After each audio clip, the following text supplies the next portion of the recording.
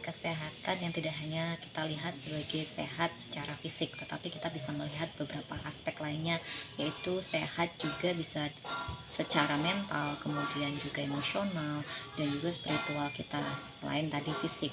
Jadi beberapa poin penting itulah yang kita bisa bilang kesehatan secara keseluruhan. Nah, dari aspek-aspek itulah yang kita bisa katakan kalau kita itu sehat. Uh, saya mempelajari dari holistic healing ini, kemudian saya fokus ke sana karena saya sendiri basicnya adalah psikologi.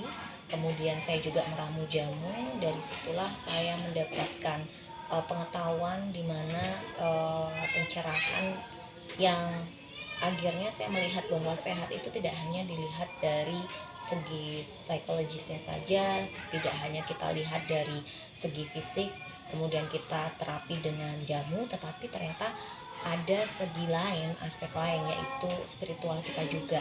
Nah, spiritual ini terkait tidak hanya bukan dalam tanda kutip itu religion atau agama, tetapi spiritual ini adalah dimana kita mulai menyadarkan kebangkitan kesadaran murni kita, kemudian juga bagaimana kita meyakini segala sesuatu dari dalam diri kita.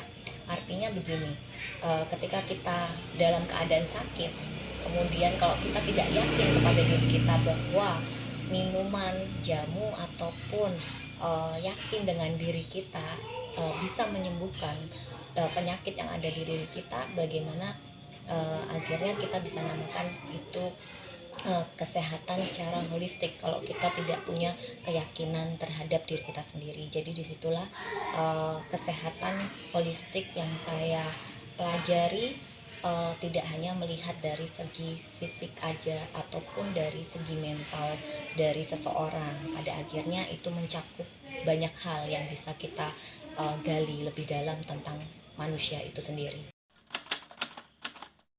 Apa yang sudah saya jabarkan tadi, bahwa intervensi terhadap penyakit seseorang yang biasanya saya memang banyak klien kami datang ternyata tidak hanya untuk membeli jamu.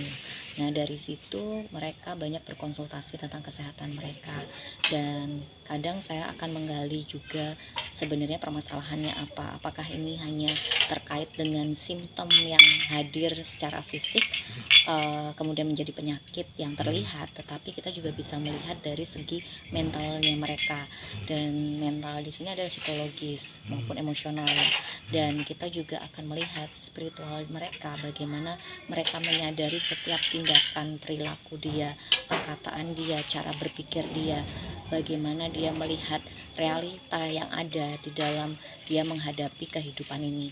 Nah, biasanya itu akan mempengaruhi keadaan psikologis kita, mempengaruhi juga keadaan spiritual maupun fisik kita. Nah, ini yang perlu saya menggali itu dan menganalisa bagaimana klien saya ini supaya memang benar-benar sembuh, tidak hanya dengan kita mengobati simptomnya saja melalui jamu. Saya akan bisa melihat secara komprehensif, secara holistik. Disitulah saya membantu klien untuk lebih mengenal dirinya, tidak hanya melakukan intervensi terapi jamu, tetapi juga bagaimana bermeditasi. Seperti yang saya katakan tadi soal meditasi, memang di sini selama saya melakukan intervensi berupa selain tadi ke jamu terapinya, tetapi kita juga ada intervensi di holistic healing coaching. Di sini kita ada meditation juga, atau biasanya terpisah dari intervensi itu. Kita menyebutnya soul healing meditation.